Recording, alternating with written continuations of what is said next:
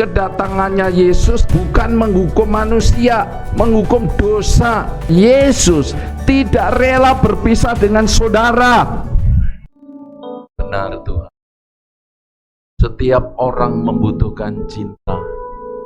Setiap orang membutuhkan kasih sayang.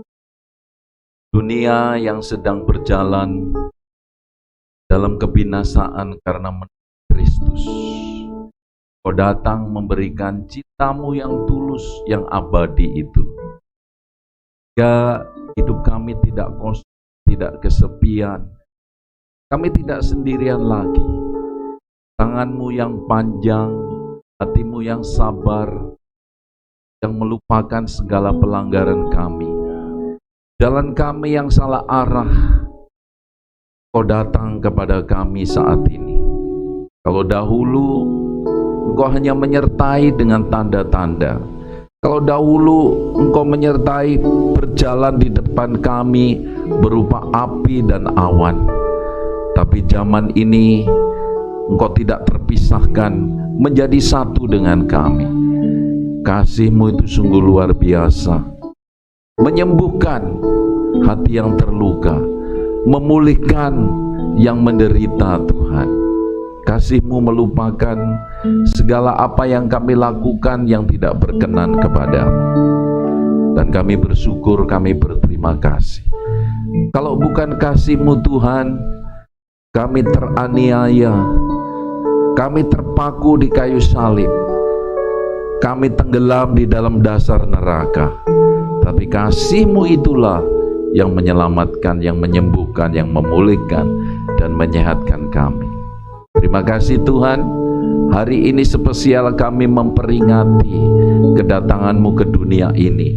Bukan sebagai hakim, bukan untuk menghukumi, tapi jelas sebagai Allah yang menjadi manusia, yang memberikan kasih, yang menyelamatkan kami dari segala dosa dan hukuman.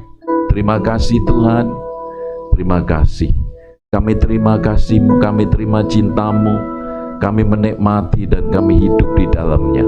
Dan sekarang berbicaralah kepada kami siap menikmati isi hati-Mu.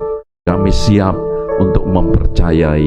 Di dalam nama Yesus Kristus kami berdoa. Sama-sama katakan amin. Ada yang mau saya sampaikan pada pagi hari ini yang berbeda, yang dilupakan oleh manusia, yang disalah mengertikan oleh banyak orang, yang menyebabkan ketika seseorang itu putus asa, ketika seseorang itu membutuhkan sentuhan Tuhan, orang itu tidak mau lagi datang kepada Tuhan karena ketakutan, karena kekecewaan, bahkan tidak mau lagi pergi ke gereja.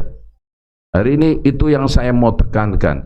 Kasih Tuhan itu abadi, kekal selama-lamanya. Kita akan bahas perlahan-lahan. Kita lebih dulu membaca firman Tuhannya. Oke, ada dua Alkitab, ada dua ayat yang versinya sangat berbeda, yang menolong saya bagaimana memahami cinta Tuhan itu berbeda daripada apa yang disampaikan oleh dunia ini. Ya, kita baca bersama-sama ayat demi ayat ini. Yang ada ya firman Tuhan GW atau God's Word ini, saudara-saudaraku, versi terjemahan yang membuat saya itu, oh ternyata cinta Tuhan itu seperti ini.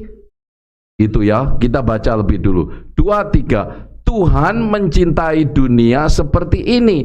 Dia memberikan anaknya yang tunggal agar setiap orang yang percaya kepadanya tidak akan mati tetapi akan memiliki hidup yang kekal. Saudara lihat ini, cinta Tuhan. Saudara bisa bayangkan ya. Lalu kemudian kita baca lagi di versi yang lain. Ini versinya orang Yahudi lengkap, saudara ya. 2, 3. Inilah yang dimaksud dengan kasih, bukan karena kita telah mengasihi Allah, tetapi karena Ia mengasihi kita dan mengutus putranya untuk menjadi kafarah bagi dosa-dosa kita, untuk menjadi penebus dosa-dosa kita. Saudara perhatikan baik-baik ya.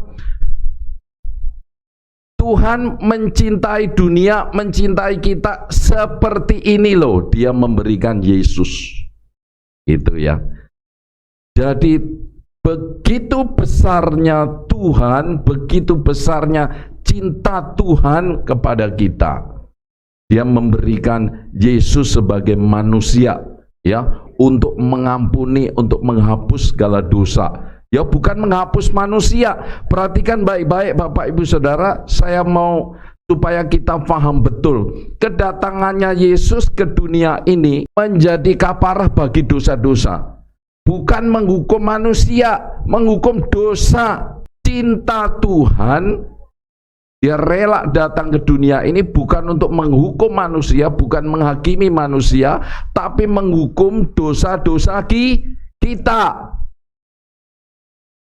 Oke? Nah, jadi Bapak Ibu Saudara, baik, kita mulai masuk. Ini pengantarnya. Jadi seperti ini. Natal adalah, saudaraku, kisah cinta abadi Tuhan Yesus kepada manusia. Ya, ini dinyatakan, diberikan kepada kita 2021 tahun yang lalu, alias pada tahun 3 Masehi, ya, itu diberikan kepada kita. Oke, nah, seluruh isi Alkitab, saudara, yang kita punya, yang kita miliki ini sebenarnya, ya, mengisahkan demonstrasi kasih Yesus yang abadi untuk menyelamatkan kita, untuk menyelamatkan manusia dari dosa. Manusia diselamatkan. Yesus mati itu bukan karena kita, Dia betul menggantikan kita. Itu karena dosa-dosa. Dia mati karena dosa-dosa. Oke? Jadi seperti itu, Bapak Ibu Saudara, ya. Cinta Tuhan Yesus begitu besarnya sedemikian rupa sehingga Dia rela meninggalkan surga yang begitu indah, begitu rupa, saudara-saudaraku, untuk apa? Dia menyelamatkan kita. Dan tahukah saudara, cintanya yang begitu besar itu, Dia tidak rela berpisah dengan manusia. Ya, yang saya mau tunjukkan adalah Yesus tidak rela berpisah dengan saudara. Amin. Ya, seperti ini ayatnya. Lihat baik-baik. Kita baca ayat ini. Sesungguhnya tangan Tuhan tidak kurang panjang untuk menyelamatkan dan pendengarannya tidak kurang tajam untuk mendengar. Tetapi yang merupakan pemisah antara kamu dan Allahmu ialah segala kejahatanmu, yang membuat Dia menyembunyikan diri terhadap kamu sehingga Ia tidak mendengar ialah segala dosamu. Selama ini kita dengar Tuhan, ya, melihat kalau kita ini berdosa, kemana Tuhan? Sembunyi daripadamu, lari daripadamu. Betul? Ya, karena apa? Karena merasa begitu jijik melihat siapa biasanya? Melihat dirimu. Itu yang diajarkan kepada kita selama ini. Makanya apa? Agama melihat begitu ada ketidakganjilan sesuai standarnya, hancurkan, bubarkan. Itu yang terjadi di dunia. Saudara perhatikan baik-baik. Seolah-olah yang kita dengar, yang kita terima itu Tuhan tangannya pendek, tidak mampu menjangkau saudara yang telah berdosa. Telinganya Tuhan seorang olah, saudaraku, ada kotorannya, sehingga kotoran itu dosa-dosamu, sehingga tidak mampu lagi mendengar keluhan jeritan doa-doa kita. Seperti itu faktanya seringkali. Nah, parahnya ketika itu disampaikan kepada kita, apa yang terjadi dengan kita? Membuat hubungan semakin betul kan? Kita tidak mau lagi ke gereja, merasa aduh pertengkaran kita ini menyebabkan saya tidak layak untuk duduk di panggung gereja mendengarkan pendeta yang setengah suci, maha suci. Ya kan? Begitu. Membuat saya tidak layak untuk menerima kebaikan Tuhan. Begitu stresnya karena melihat ayat ini. Betul? Membuat kita apa? Tidak mau alias meninggalkan gereja. Padahal kita menjadi anak Tuhan, ya, sebelum kita lahir ke dunia sudah menjadi anak Tuhan. Ya, kita lahir saudaraku, dibisikkan kata-kata Yesus, kita besar dikasih makan ayat-ayat yang tak terlupakan. Tetapi begitu kita jalan ke arah yang salah sedikit, kita dihukum, dipentung, dihakimi, yang membuat kita tidak lagi bahkan melihat gereja, pintu gereja sepertinya tertutup. Saudara, kalau hari ini Bapak Ibu Saudara selama ini mengalami seperti ini, hari inilah saya mau sampaikan kabar baik. Ya, itu sebuah pengertian yang salah yang saudara terima, yang saudara tangkap. Tuhan tidak seperti itu. Memang Tuhan sangat benci terhadap dosa. Perlu Bapak Ibu Saudara ketahui, karena kebenciannya Tuhan ya terhadap dosa, dia meninggalkan dosa. Ya, itu sebabnya dia turun untuk menghakimi, menghukum dosa, bukan menghukum saudara. Amin. Bapak, saya mau tanya, berapa di sini yang punya anak? Angkat tangan. Angkatlah tanganmu. Saya mau berikan ilustrasi. Sekeras-kerasnya Bapak Ibu, ya, saya mau tanya, apakah ketika anakmu tidak nurut alias dapat nilai yang tidak sesuai standar guru, engkau memotong telinganya? Saya mau tanya. Apalagi memutuskan mulai hari ini engkau tidak jadi anakku. Bisa? Bisa membatalkan begitu?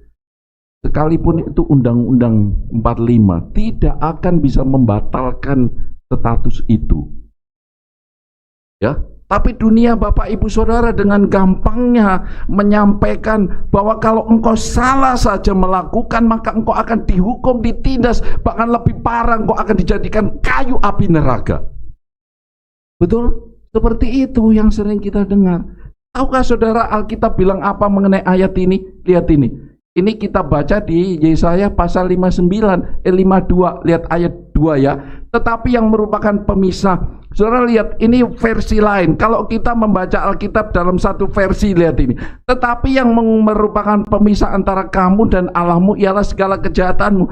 Tapi saudara buka versi lain, lihat bunyinya apa ini. Oke, kita baca betapa indahnya Tuhan kita itu. 2, 3. Tidak ada yang salah dengan Tuhan. Ya saudara, tidak ada yang salah, tidak ada masalah dengan Tuhan, dengan perbuatanmu yang dosa itu. Ya, oke. Dosanya yang dibenci Tuhan, kesalahannya yang dibenci oleh Tuhan. Ya, tapi tidak ada masalah dengan Tuhan. Perhatikan, nyambung ini Bapak Ibu Saudara ya. Ya, saudara, kalau anak kita kotor ya dengan lumpur ya, orang tua yang bermasalah, anak kakinya yang dipotong. Ya kan? Betul enggak? Tapi orang tua yang tidak masalah kan bilang begini, anak-anak itu cuma lumpur. Carilah air untuk disiram, beres. Tapi pemahaman yang salah, potong kakinya, potong ininya. Tuhan Yesus juga bilang begitu. Apakah Tuhan Yesus ketemu orang yang sedang mencuri lalu tangannya dipotong, matanya dicungkil? Tidak, Bapak Ibu Saudara. Betul kan? Nah, disitulah salahnya kita dulu menerima teologi yang seperti ini, sehingga kita ini sedikit aja habis uring-uringan sama suami, sama istri, habis lihat anak yang nilainya nggak pas, maksudnya nggak pas standar PPKM, kemudian kita marah, menghujat dan lari dari Tuhan. Bapak Ibu Saudara, Tuhan bilang nggak ada masalah toh dengan dirimu yang seperti itu. Yang dipersoalkan oleh Tuhan adalah dosanya, kesalahannya itu loh. Itulah sebabnya dia turun ke dunia, mati di kayu salib. Bukan manusia diangkat rame-rame di atas salib. Bukan. Ya kan, saudara, dialah sebagai pembasuh, sebagai pembersih, darahnya membasuh semua dosanya. Dia peres di seluruh tubuhnya, tubuhnya dijemur di atas kayu salib, darahnya untuk menyucikan segala dosa kita. Itu yang dilakukannya, itu yang benar. Bapak Ibu Saudara, amin. Jadi jangan merasa karena aduh, suamiku dari tahun ke tahun mengecewakan aku, enggak mau lagi aku ke gereja. Enggak begitu. Saudara ngambek dengan suamimu, dengan istrimu. Tuhan tidak pernah mengambek dengan dirimu. Enggak ada masalah dengan kita. Amin. Tidak ada masalah. Alkitab ini dengan jelas sekali, saudara-saudaraku, mengatakan tidak ada masalah dengan Tuhan. Saudara tahu ketika saya membaca ayat ini, itu mengingatkan saya akan peristiwa, saya catat seperti ini ya. Pada waktu itu, ya kan, Tuhan memberikan kewenangan, memberikan otoritas kepada Adam dan Hawa. Adam dan Hawa, ya, kuberikan semua ini, kuberikan kau pekerjaan untuk mengelola semua ini. Sejak itu kuasa, otoritas, masa depanmu, engkau mau menjadi apa dan lain sebagainya, kuserahkan kepadamu. Ya kan? Pesannya itu cuma satu. Ya, gitu. Adik, tolong bantu saya sini. Ya, nih, ya. Satu ini nih jangan nih. Ini yang gede ini jangan nih. Ya, dia bilang begitu. Oke, ya. Nah, ini duduk di sana, oke? Semua ini boleh kau nikmati. Tapi satu hal itu, jangan kau sampai salah melangkah ke sana. Ingat, ya kan? Pesannya cuma itu. Dirimu mau menjadi pengusaha kayu, menjadi tukang kayu, mau jadi tukang mebel, mau apa saja, semuanya kuberikan. Itulah kewenangan, itulah masa depan yang diberikan oleh Adam. Semuanya sudah. Tuhan ikhlas.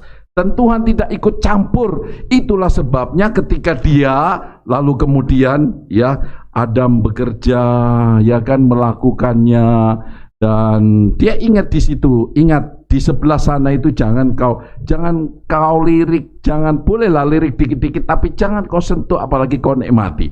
Maka Adam bekerja, dan saudara ternyata apa yang ada di pikirannya, di situ ada godaan. Betul, godaan itu memang ada, ya, dan itu jangan salah, bukan Tuhan yang menaruh ke sana, karena Tuhan tidak pernah memperlihatkan ini bukan ular ya, cobaan itu, tapi Tuhan ingat jangan belok ke sana, jangan ke arah sana.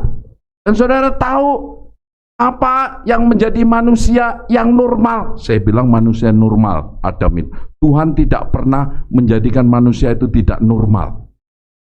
Ya saudara-saudara, normal. Karena itu ketika melihat buah yang menarik, kalau di Alkitab, apel ya, HP Apple, HP Oppo, HP itu, iPhone ya kan, sudah punya masih tergoda. Mau sudah ada mobil kijang, mobil apa, kuda, mobil semakin banyak doinya semakin, iya gitu. Godaannya orang kaya itu begitu, karena kemudahan. Ya, punya istri satu jangan tambah lagi, oke ya. Nah, tapi ternyata normal memang dia jalan ke sana, ya. Ketika ndak tahu Hawa di mana gitu ya, dia mendekatilah, ya. Dia berjalan salah arah.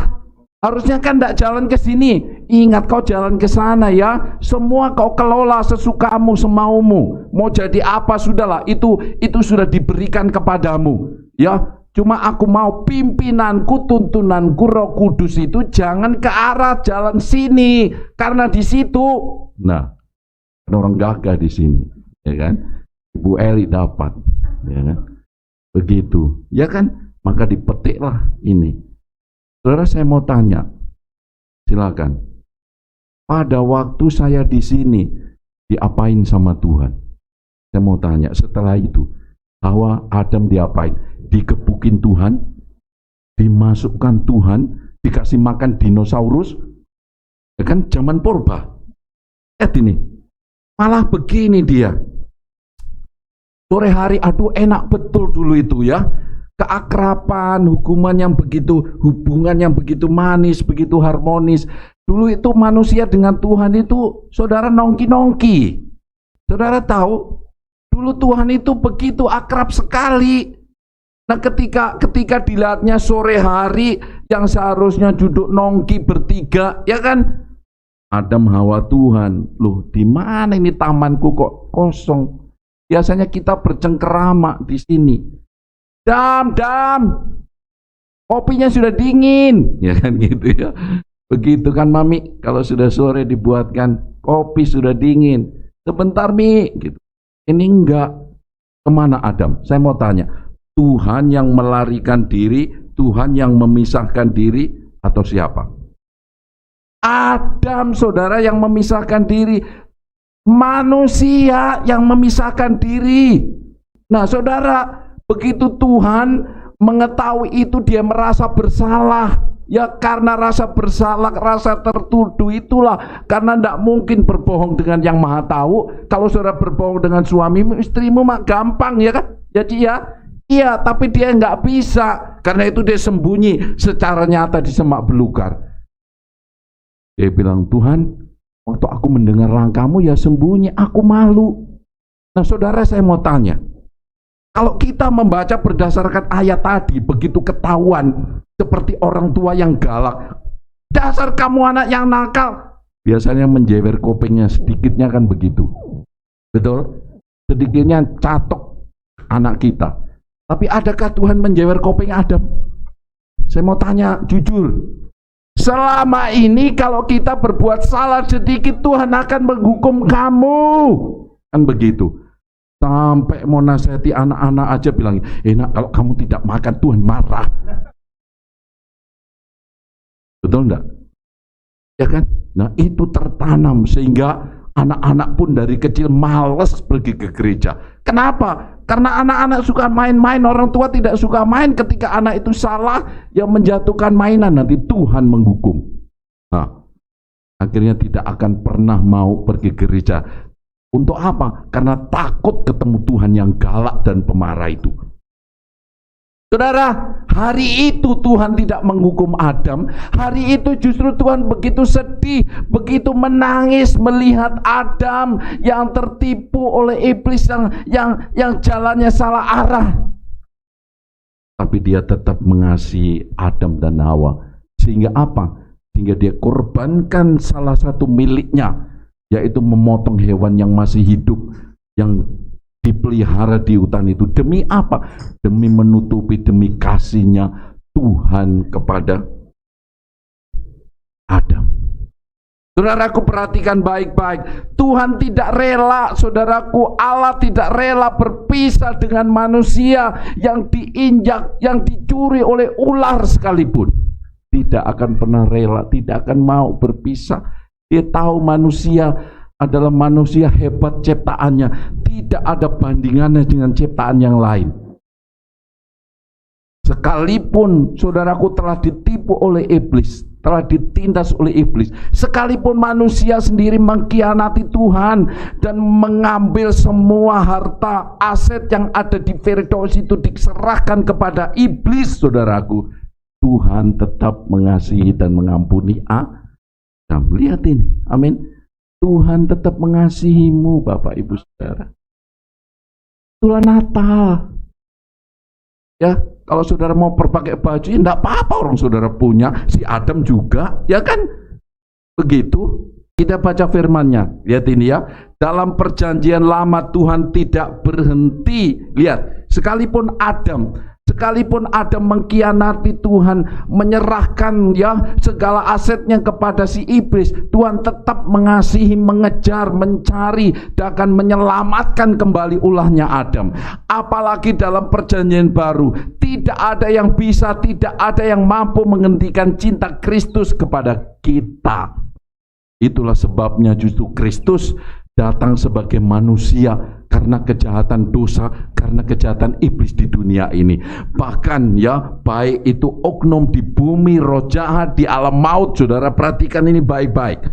Ya, ini lihat, luar biasanya saya pelajari, saya temukan di bumi, roh jahat di alam maut atau malaikat yang memusuhi Kristus, tuduhan, fitnah, semuanya tidak bisa menghentikan kasihnya kepadamu. Amin. Luar biasa enggak Tuhan kita? Ya, ini yang enggak diberitahukan orang-orang kepada kita.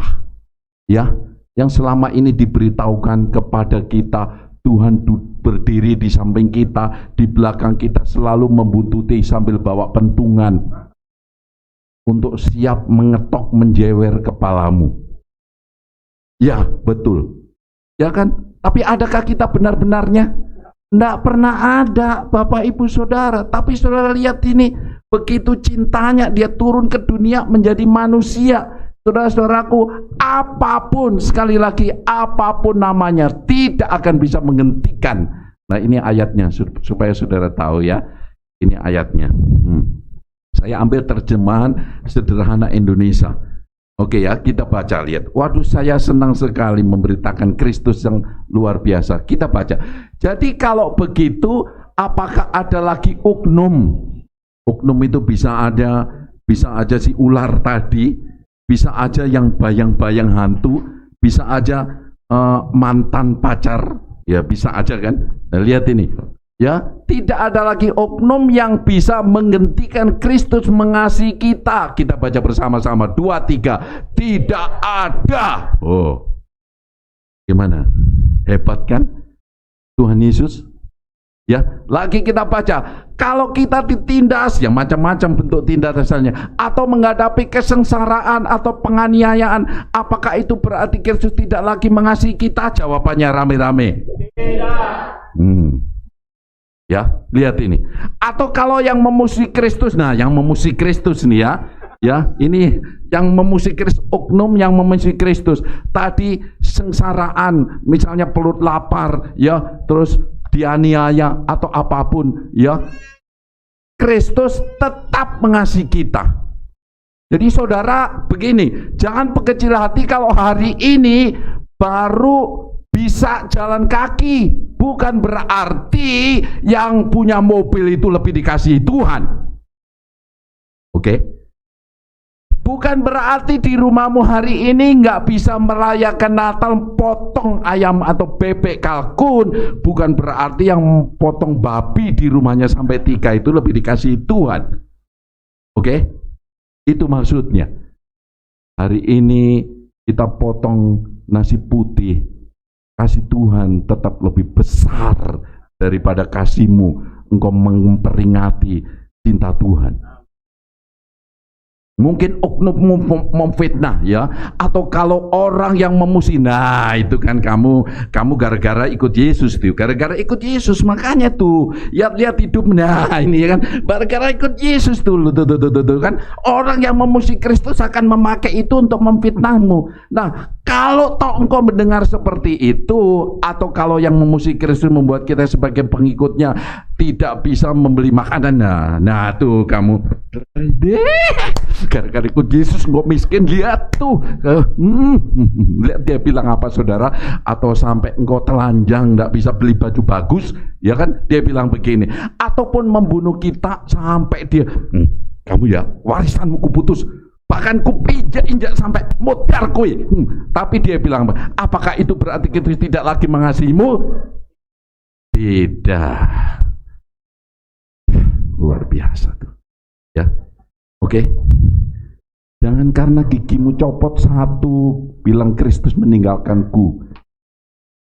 Gara-gara naik motor, ya, gara-gara saudara naik motor karena hujan mau kunjungan Natal terus jatuh kepleset dikejar anjing, ya.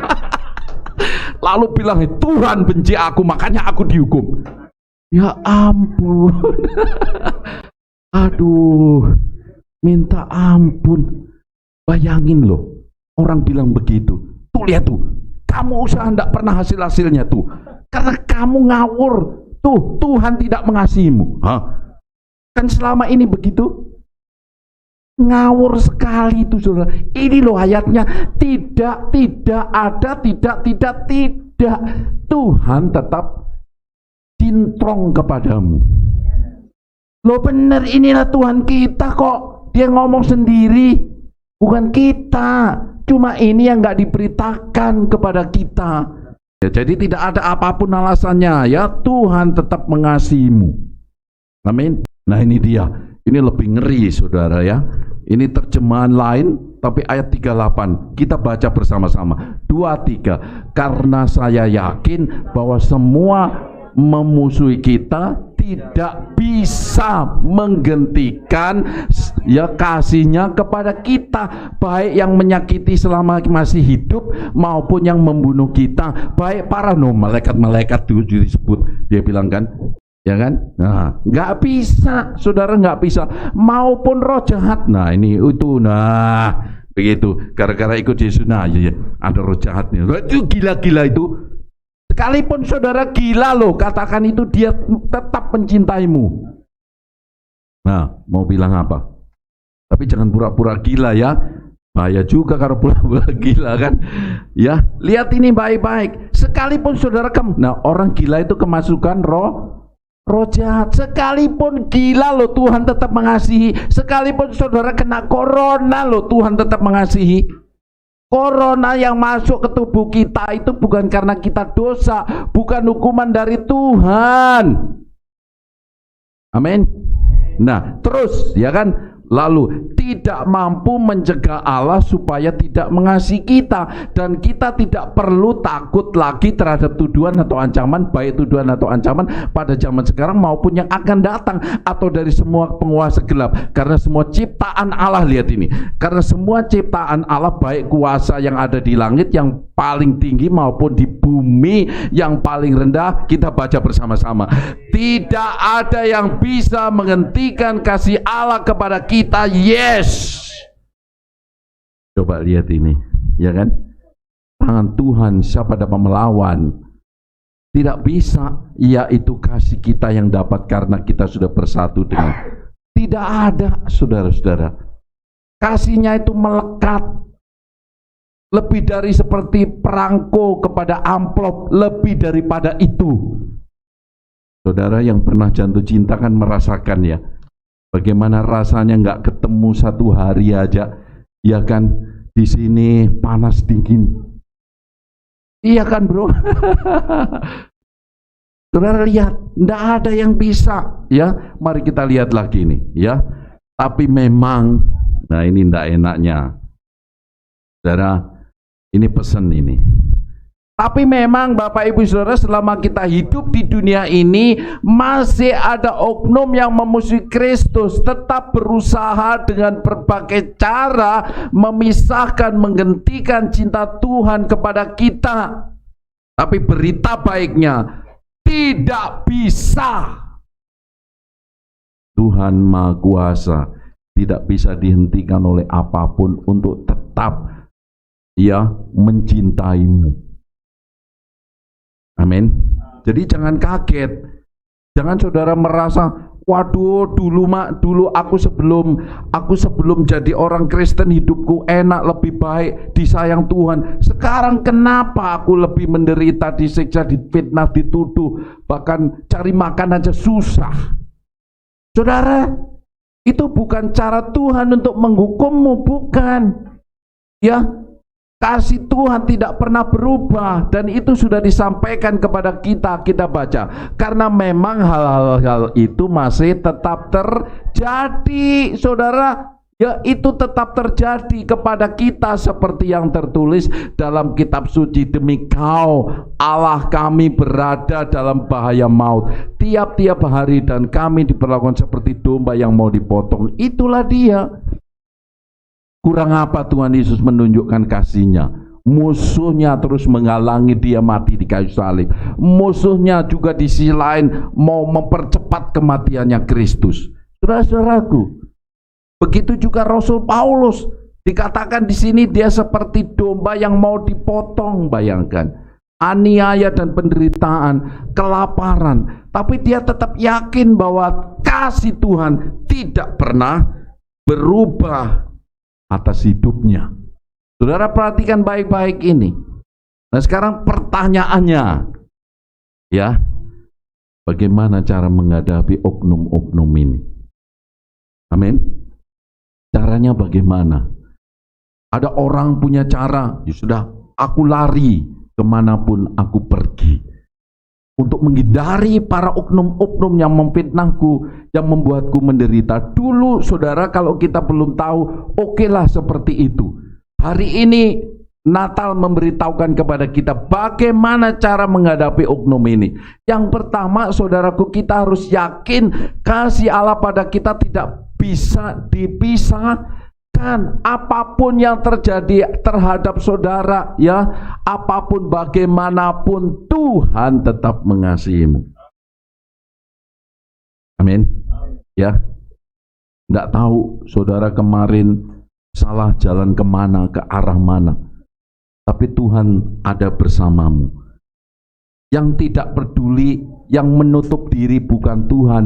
Biasanya kita. Ya, semakin kita panas, maka semakin kita tidak peduli nasihat-nasihat yang baik. Tapi sebenarnya Tuhan ada di situ bersamamu. Ya, Tuhan ada di sampingmu, di depanmu, di dalam dirimu. Dia tidak pernah memisahkan diri.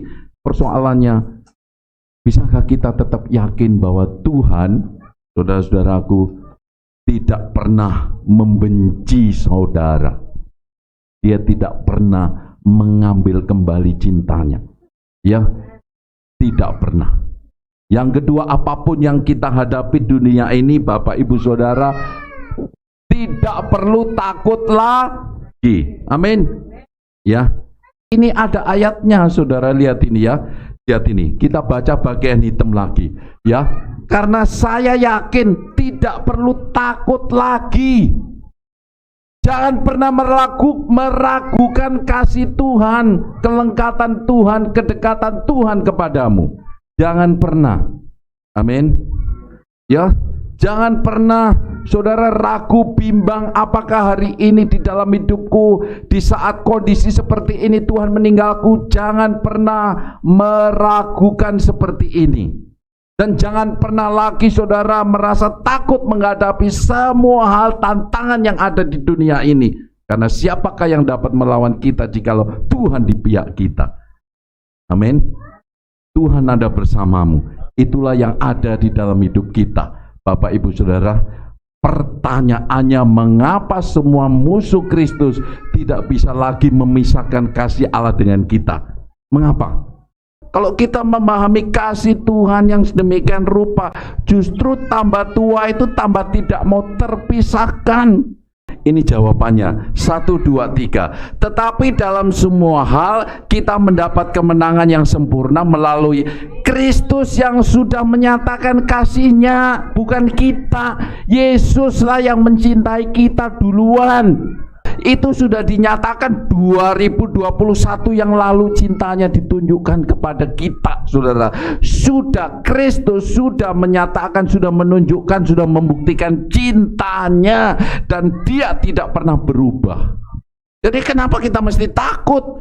Orang yang mencintai kita atau sudah membuktikan, artinya apa? Sudah almarhum dan sudah kembali ke sono. Bahkan sudah di surga loh, masih bekerja untuk kita sebagai apa? Pendoa syafaat. Kasih Dia tidak luntur, saudara-saudaraku, tidak berubah.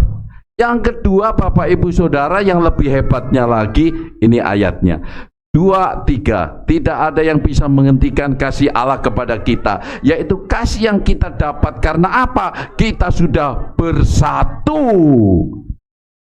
Nah, ya saudara, maaf ya, cinta fisik bisa didapatkan di mana saja tanpa ikrar pernikahan. Betul? Bisa. Tetapi Kristus menjadi satu, itu membuktikan dirinya sebagai Kristus yang komitmennya, yang kesetiaannya, loyalitasnya itu terbukti. Ketaatannya Kristus itu sudah terbukti kepada kita.